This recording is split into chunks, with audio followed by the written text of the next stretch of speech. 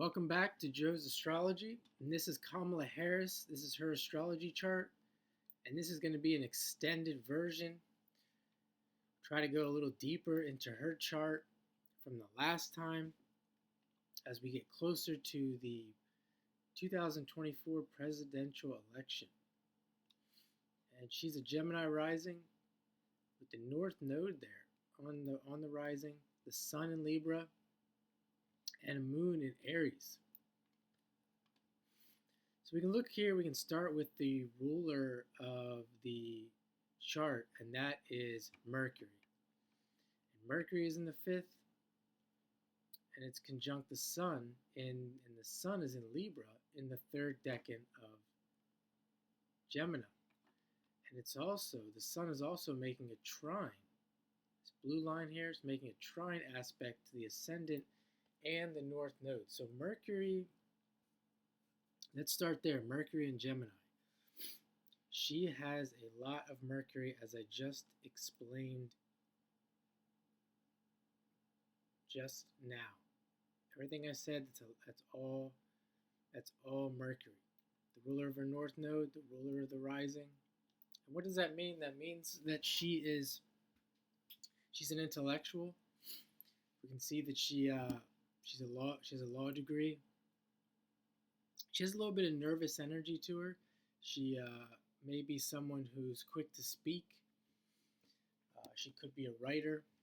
And we saw her in the debate last night, the first impression, that's the first time I saw her speak in that kind of setting for that length of time, and with somebody right there next to her, like Donald Trump. And not to say that she was nervous, but you could definitely sense that Mercury energy. Let's go back here to Mercury, and we can see that Mercury is in a quintile with Mars. 30 degrees here, 30 here, that's 60, 69, plus 1, 70, about 70 degrees from that Mars. So it's moving into a 72 degree, which is a quintile. And that can be a talent or some kind of way of creatively actualizing something in the life. And we see here it's Mercury in Scorpio and Mars in Leo. So we have this quintile between Mars and Mercury. So, and Mars is in the third. Mars is in the third, and so we're talking about the Gemini house, the third house, and the ruler is the Sun, and that Sun is also conjunct that Mercury. So we're looking at this quintile that we really have to involve the Sun as well. So the Sun, Mercury, and Mars. And so this is something in the life where she, you could see in the debate last night that she was very combative. And you could say that that is something that they do in general in these debates. But this is, if you follow her career, this is something that she is used to. It's something that is part of, as I said, the creative actualization. This idea of being a fighter and speaking out as a fighter, speaking out as someone who's always sticking up for some cause or movement, etc. And this Mercury is also ruled by, and Scorpio is also ruled by Mars. So a lot of Mars, Sun, Mercury here in this little area. And Mars, we could say, is making a sextile to the ascendant as well. And this Mercury is making a trine to, you can see there, 1 degree Mercury and a 2 degree midheaven. It's making a trine to her midheaven. What people are seeing her as with this Mercury, somebody who, you can see the Pisces there in the 10th. Obviously a lawyer. Pisces being ruled by Jupiter. somebody who, a politician, etc., lawyer, but also with the Mercury, again, Mercury in Scorpio, someone who is could be someone who works as a prosecutor. I think she was a prosecutor because we have the Scorpio Mars involved. And not to jump around too much here, but Neptune is also in the sixth house cusp. Right here we have the sixth house cusp in Scorpio, and this is the house of work. And Neptune is there, so we're looking at we're looking at, the higher octave of Jupiter, and we're also looking at Neptune as being a planet that represents working as a lawyer as well. So we can see the idea of being a criminal prosecutor with Neptune there on the sixth house cusp is perfect. And even the idea of being a politician with Neptune on the sixth house cusp is perfect. We see Neptune is also in the Pisces decan of Scorpio as well. And I'm really looking at Neptune, Pisces, the 12th house, as representing a politician, someone who is working for, or is supposed to be working for, the service of the collective, of the public. And we can see Jupiter is there in the 12th as well. But we're going to come back to this Mars. Mars, Mercury, Sun, and the moon. Her moon is in a full, almost exact full phase in the 11th in Aries. And that is ruled by Mars. It's also making a trine to Mars. And it's in the Sagittarius decan ruled by Jupiter. So more of this idea of being a fighter with Mars, and Moon being her personality, really the inner workings of her mind, who she really is on a deeper level. And you can see that she's a fighter. She's someone that enjoys the debate. She said she was a radical. I believe she said she was a radical. There it is in the 11th house, the house of Aquarius, the house of being a radical, or potentially being a radical. And it's making a trine to that Mars and an opposition to that Sun and Mercury. So really getting involved with that quintile. And what I would say there is that this moon is connected to this this quintile, this creative ability to actualize her will, Mars. You can see Jupiter here is retrograde. There's only two planets retrograde, Jupiter and Saturn, and they're making a square. So you can see there's this idea of redoing something that has to do with Jupiter, and Jupiter would involve being a lawyer as a career. We can see Saturn there near the house of career that I said was ruled by Neptune, ruled by Jupiter, the MC, and Jupiter in the 12th there. So this idea of being a criminal prosecutor with Jupiter in the 12th and being a politician. And with Saturn there as well, the work here we can see is in Aquarius. So she's definitely involved, wanting to be involved in social programs, very social person. That Saturn is also making a trine and an opposition to that Mars that makes the quintile here. So we're really seeing a person that so far all these planets are very much connected. You can look at that as being that you can look at that as the energies of these planets that are reaching out to different areas of life. They're very much connected in that they want to do the same. They want to do the same things. They're not scattered in the sense that there's no purpose. Or I want to investigate, spend some time in this area of life, and spend some time in this area of life.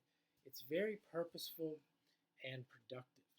And we can see Saturn there as well, even Saturn in the 9th, the Jupiter house, the Sagittarius house.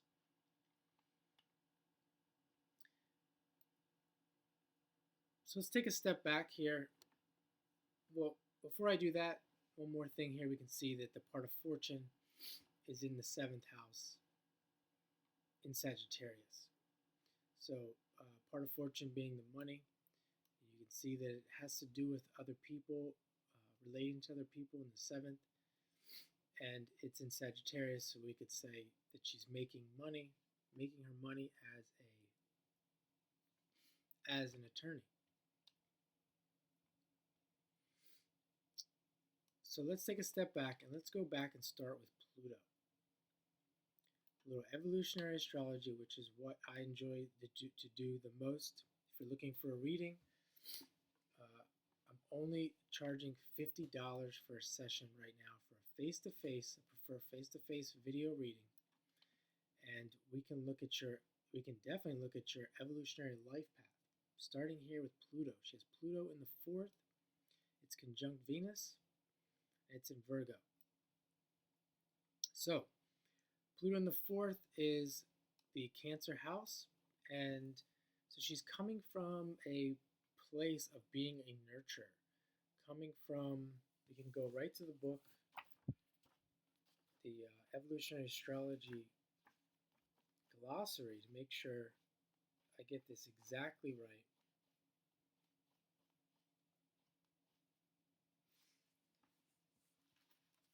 The lesson here has been learning that security is internal and not found in parents, job, love, or home. They've been learning how to create their own emotional security from within. Most of them have not finished learning this lesson, so most are born into difficult family situations. One or both parents do not give the child what any child needs, thus their emotional needs are unfulfilled. So I believe that she grew up below middle class. I'm not sure exactly. Help me out in the comments if you want. But definitely grew up with, probably not the greatest childhood, where she had to take care of her own, as he says, her own emotional needs. And we see even with Venus there as well, this would make her, this definitely correlates with everything else in the chart when we're talking about someone who had to really be tough and strong as a child. And this definitely would create someone who would be a capable criminal prosecutor. And it's also in, we have to consider that it's in Virgo, and Virgo can be somewhat of a nurturer as well, and it's in the Capricorn decan here, and so is her Venus. Her Venus is in the Capricorn decan. So looking particularly at that Venus, the really feminine side to her is very service oriented. It's with the Pluto being there, it's attracted to power.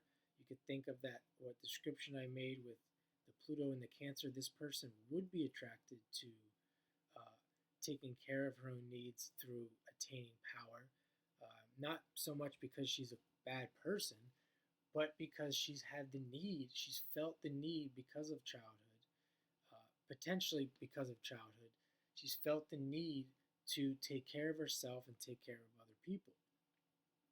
And with that Venus being in the Capricorn decan, this would be something that she enjoys doing. She enjoys taking care of herself, particularly taking care of herself so that she wouldn't have to go through what she went through as a child as an adult. Or a lot of people look at it like they don't want their children to have to go through what they went through. So it becomes a very motivating desire in the life. And we see Uranus is there as well. There could be some trauma there in the family life. Trauma when it comes to these emotional needs. But also could be feeding everything that I said, feeding that movement forward for her to create in her life, with to create abundance, to create emotional security in her life with Uranus there. by being more energized in the life to do things. So Pluto in the fourth, looking at the South Node in the seventh. South Node in the seventh in Sagittarius. The ruler is Jupiter. This is the ruler of the South Node. It's in It's in Taurus, and it's in the Capricorn decan. So she's coming from a place with her South Node. She's coming from a place of having a special destiny, feeling motivated to achieve, uh, potentially being a searcher of truth.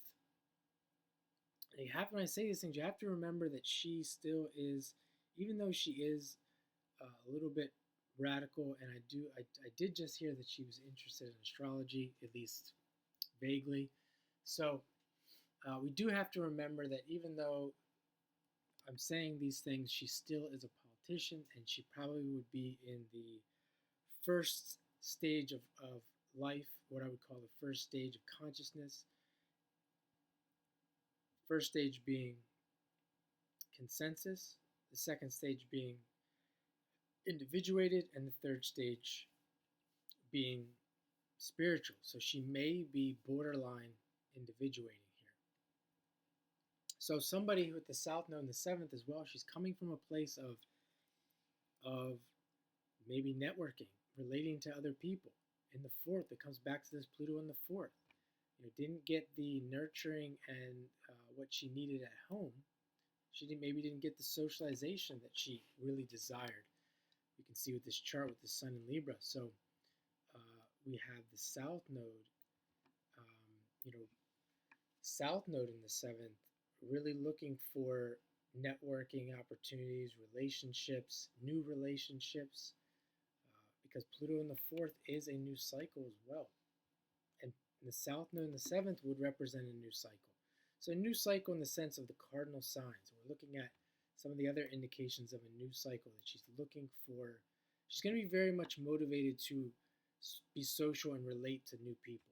And we're looking at the cardinal, the South Node in the seventh, the Sun in Libra, the Moon in Aries, and the North Node here in the first. So Pluto in the fourth, South Node in the seventh, Pluto polarity point in the 10th. She's going to be looking to take responsibility. She's going to be looking to find something that can give her more security in life. And you can see it's in Pisces. The polarity point is in Pisces. So being a lawyer is probably the perfect position in life to do this if you're trying to take care of your own financial needs, your status, etc. Being a lawyer is a perfect choice for a job or a career.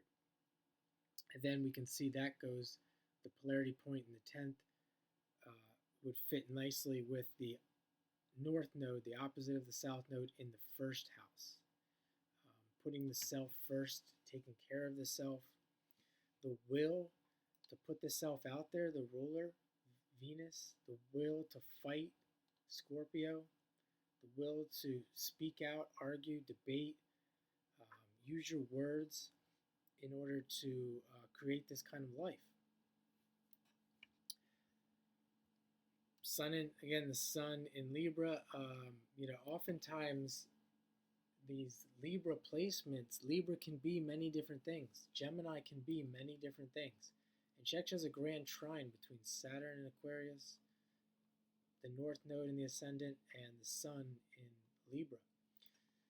And these people can be all different things to all different people. If you've known people that have a lot of air signs, they can be like chameleons. Someone said that, people say that she used sex in order to get to where she is. And that could be true. I mean, there's no real proof of that. People would say the Pluto, the grand trine air that I mentioned, this idea of being able to be different people and not really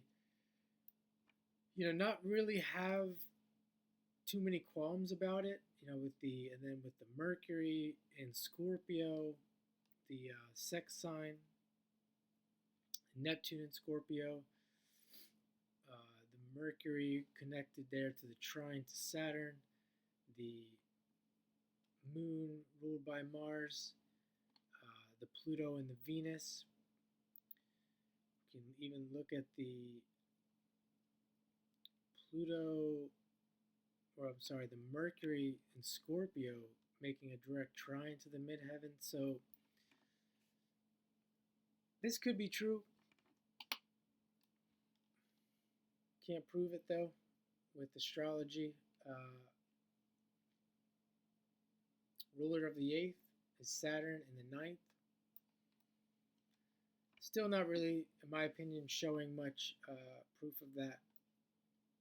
Definitely a moon, though, and the moon in the 11th would be very social. If you are going to see something like that, there definitely would be some Aquarius or 5th house, 11th house access for sure.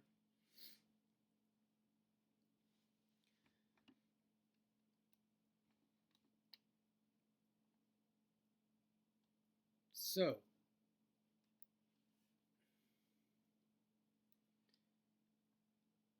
she also has a Saturn moon sextile, which would be a more fortunate or opportunistic aspect between the 11th and the ninth. So maybe the ability to become famous with her work, the ability to expand her goals and objectives through her work. Through being, this is an interesting one, through being a female, right? The first female president to actually achieve her goals and objectives. Now, that doesn't mean that she's going to be president, but because I believe that she's already created a level of status as a woman that is really unparalleled already, and to become the first female president would be the icing on the cake for sure.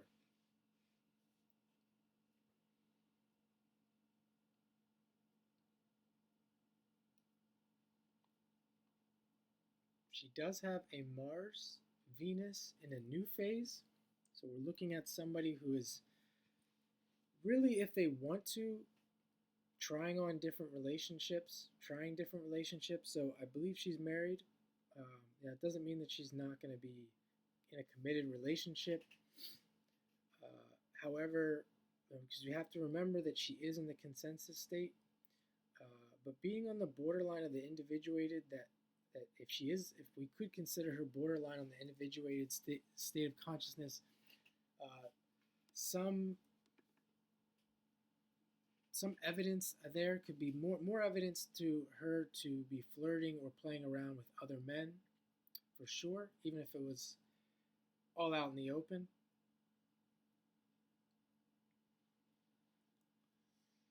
Her Venus is making a sextile to Neptune there. So even though the Venus is in Virgo conjunct Pluto in its fall,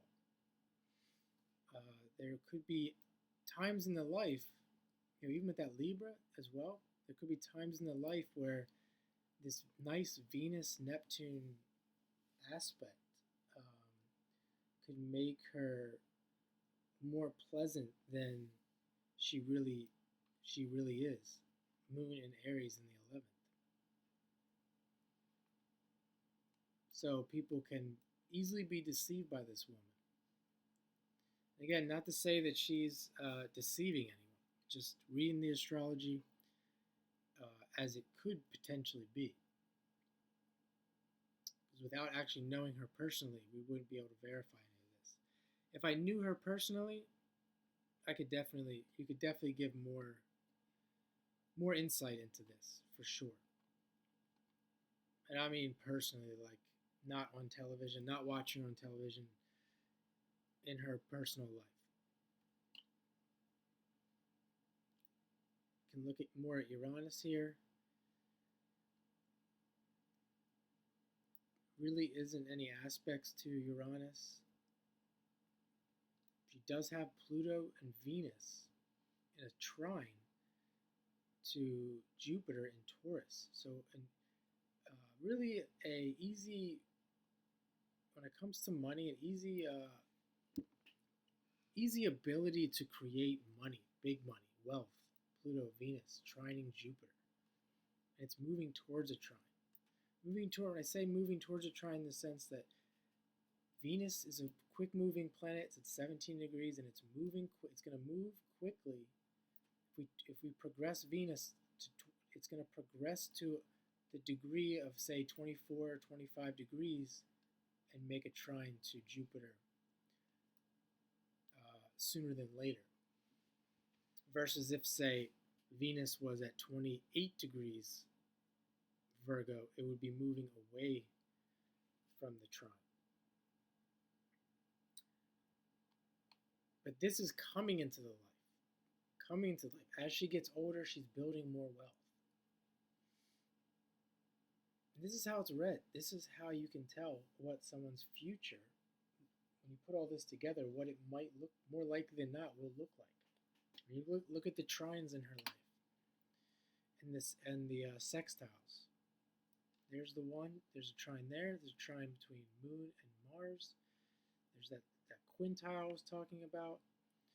There's the sextile here between Venus and Neptune. Even Uranus. I'm not going to count Pluto, but Uranus and Neptune. There's the grand trine between Saturn and North Node. Saturn Sun, Mercury Sun. The full moon phase here. Jupiter and Neptune are in opposition.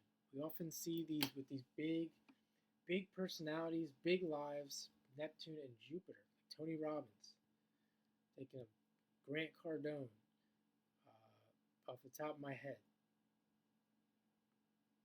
And it's in the money signs. It's in the house of work. And the money signs, Scorpio and Taurus. We can say she has Jupiter, even though she has Venus in Virgo, Jupiter's in Taurus, expanding the resources. And as I said, with that Pluto in the fourth, it really probably comes back to the childhood. How many people do you know? I know so many people that have this coming out of the lower to middle class. That's their motive, driving factor. They don't want to be, even though they're really not poor, they don't want to be poor. They don't want to struggle. And it leads to these big, giant lives where you have more than enough. But to each their own. To each their own. So yeah, as I said, a little bit nervous with that Mercury, with all this Mercury emphasis. But she's got a lot of tough placements. We see the Mars-Saturn opposition, and a lot of the other things I mentioned before.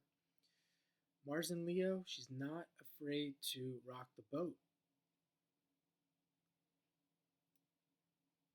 And I didn't watch the whole debate, but I'm sure all of this was obvious.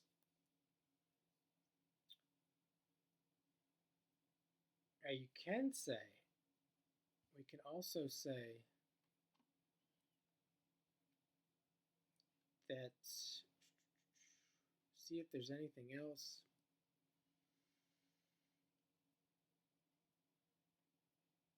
Nope. I think there's a little bit more, but I'm gonna leave it there for now.